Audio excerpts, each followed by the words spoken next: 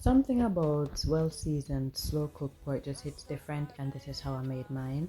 Wash the pork with vinegar water solution, and then I season with some Maggi seasoning with ginger, garlic, and browning. I mix it all up and left it to marinate for 30 minutes.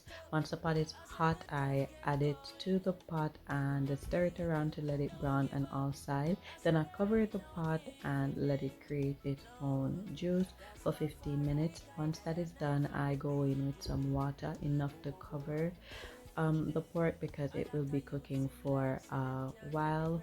And then I just mix it around, cover it, and left it to cook.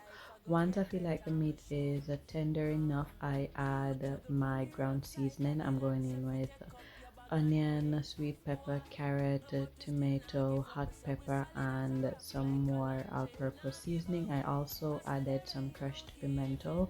Then I mix it around and left it to cook and create the gravy. You can add ketchup to yours, it's optional, but I didn't add any to mine.